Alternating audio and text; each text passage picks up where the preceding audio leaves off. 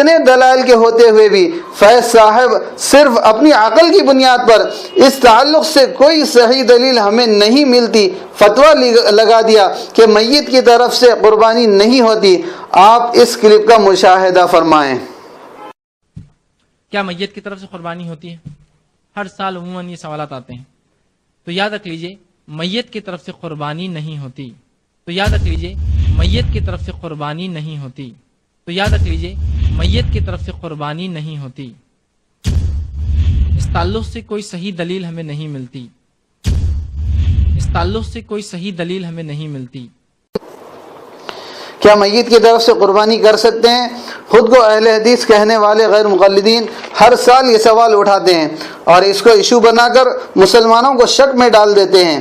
اس سلسلے میں ہم آپ کے سامنے غیر مقلد علماء ہی کی کتابیں پیش کرتے ہیں تاکہ ان کے لیے بھی سمجھنے میں آسانی ہو جائے اور وہ لوگ گمراہی پھیلانے سے باز آ جائے۔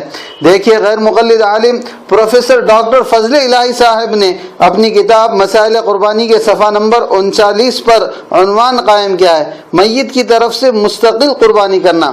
لکھتے ہیں بعض علماء امت کی رائے میں فوت شدہ شخص کی طرف سے مستقل قربانی کرنا بھی درست ہے، اور انہوں نے اس حدیث سے استدلال کیا ہے جس کو حضرات ائمہ احمد، ابو داؤد، ترمذی اور حاکم رحمہ اللہ نے حضرت حنش سے روایت کیا ہے۔ انہوں نے بیان کیا حضرت علی رضی اللہ عنہ نے 2 مینڈوں کی قربانی کی، ایک مینڈا نبی کریم صلی اللہ علیہ وسلم کی طرف سے اور ایک مینڈا اپنی طرف سے، اور فرمایا مجھے رسول اللہ صلی اللہ علیہ وسلم نے حکم دیا کہ میں ان کی طرف سے قربانی کروں، لہذا میں ہمیشہ ان کی طرف سے قربانی کرتا رہوں گا۔ آگے لکھتے ہیں امام طیبی فرماتے ہیں یہ اس بات کی دلیل ہے کہ اگر کوئی شخص میت کی طرف سے قربانی کرے گا تو ایسا کرنا جائز ہوگا۔ شرح الطیبی جلد نمبر 4 صفحہ نمبر 304۔ شیخ الاسلام ابن تیمیہ رحمۃ اللہ علیہ اس بارے میں رقم دراز ہیں۔ جس طرح میت کی طرف سے حج اور صدقہ کرنا جائز ہے، اسی طرح اس کی طرف سے قربانی کرنا درست ہے۔ مجموع الفتاوی جلد نمبر 26 صفحہ نمبر 306۔ آگے دوسرے فریق کی رائے کو بھی نقل کیا ہے کہ بعض علماء امت میت کی طرف سے مستقل قربانی کرنے کو درست نہیں سمجھتے، انہوں نے مذکورہ بالا حدیث کو ضعیف قرار دیا ہے۔ پھر اس قول کا جواب دیتے ہوئے لکھتے ہیں میت کی طرف سے قربانی کے جواز کے متعلق مذکورہ بالا حدیث سے استدلال کرنے والے حضرات کا موقف یہ ہے کہ یہ حدیث ثابت ہے۔ امام حاکم رحمۃ اللہ علیہ نے اس کی سند کو صحیح قرار دیا ہے۔ المستدرک علی الصحیحین کتاب الاضاحی جلد نمبر 4 صفحہ نمبر 230۔ حافظ ذہبی نے اس کی تائید کی ہے۔ التلخیص جلد نمبر 4 صفحہ نمبر 230۔ مشہور مصری محدث شیخ احمد شاکر رحمۃ اللہ علیہ نے بھی اس حدیث کی سند کو صحیح قرار دیا ہے۔ مسند احمد جلد 2 صفحہ نمبر 152۔ امام ابو داؤد رحمۃ اللہ علیہ نے اس کے بارے میں سکوت اختیار کیا ہے اور اس پر درج ذیل باب قائم کیا ہے، باب الاضحیۃ عن المیت، میت کی طرف سے قربانی کے متعلق باب۔ سنن ابی داؤد کتاب الضحایا جلد نمبر 7 صفحہ نمبر 344۔ ناظرین یہ غیر مقلد کی جانب سے میت کی طرف سے مستقل قربانی کرنے کے جواز پر نقل کی گئی احادیث و علماء امت کے اقوال تھے جو آپ نے ملاحظہ کیا ہے۔ دوسرے غیر مقلد عالم ڈاکٹر طارق ہمایوں شیخ نے اپنی کتاب عید الاضحیٰ جس کی ترتیب ابو عاصم رحمت بیگ نے کی اور نظر ثانی مولانا مبشر احمد مدنی نے کی، گویا 3 عالموں کے اتفاق سے یہ کتاب چھپی ہے۔ اس کے صفحہ نمبر 42 پر انہوں نے 2 حدیثیں نقل کی ہیں، پہلی صحیح مسلم اور ابو داؤد کے حوالے سے، اور دوسری حدیث ابو داؤد، ابن ماجہ اور مسند احمد کے حوالے سے۔ اس کے بعد وضاحت میں لکھتے ہیں لہذا میت کی طرف سے قربانی بھی کی جا سکتی ہے۔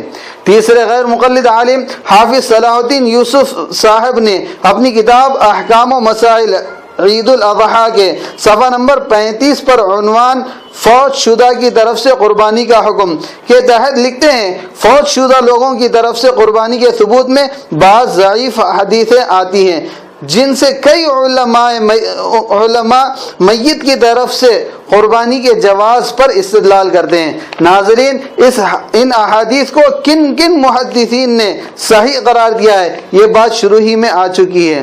چوتھے غیر مقلد عالم ابو عدنان محمد منیر قمر ترجمان سپریم کورٹ الخبر سعودی عرب اپنی کتاب حج و عمرہ اور قربانی و عیدین قرآن کریم اور احادیث صحیحہ کی روشنی میں یہ اس کتاب کا نام ہے۔ اس کے صفحہ نمبر 48 پر لکھتے ہیں کہ فوت شدگان کی طرف سے قربانی دی جا سکتی ہے، یعنی جو لوگ گزر چکے ہیں، میت ہیں، ان کی طرف سے بھی قربانی دی جا سکتی ہے۔ ناظرین، آپ نے غیر مقلد علماء کی 4 کتابوں کا مشاہدہ کیا ہے، جن میں صحیح مسلم، ابو داؤد، جامع ترمذی، ابن ماجہ، مسند احمد، تحقیق احمد شاکر، مستدرک حاکم، التلخیص للذہبی، مجمع الزوائد، شرح الطیبی، مجموع الفتاوی لابن تیمیہ کے ذریعے میت کی طرف سے قربانی کے جائز ہونے پر استدلال کیا گیا۔ آپ غور فرمائیے، یہ استدلال خود غیر مقلد علماء کر رہے ہیں۔ ناظرین، فیض صاحب صرف اپنے فرقے کے علماء ہی کی کتابیں دیکھ لیتے تو انہیں دلیل مل جاتی، لیکن فیض صاحب نے ایسا نہیں کیا، یہ ان سے بہت بڑی غلطی ہو گئی ہے۔ ہم یہاں اسی بات کی وضاحت کرنا چاہتے ہیں کہ اگر کوئی یہ سمجھتا ہے کہ فیض صاحب جو بات بھی کہتے ہیں وہ صرف صحیح دلیل ہی سے کہتے ہیں تو وہ سخت غلطی میں ہے، اسے اپنی اس غلط فہمی سے نکلنا چاہیے، اس لیے کہ بہت سے بیانات میں فیض صاحب نے سلف کے حوالے سے باتیں کہی ہیں، نہ عربی عبارت پیش کی ہے، نہ کسی کتاب کا تذکرہ کیا ہے، نہ کسی صحابی یا تابعی وغیرہ کا نام لیا ہے، بلکہ ایسی جگہوں پر فیض صاحب کی ہوائی فائرنگ ہوتی ہے۔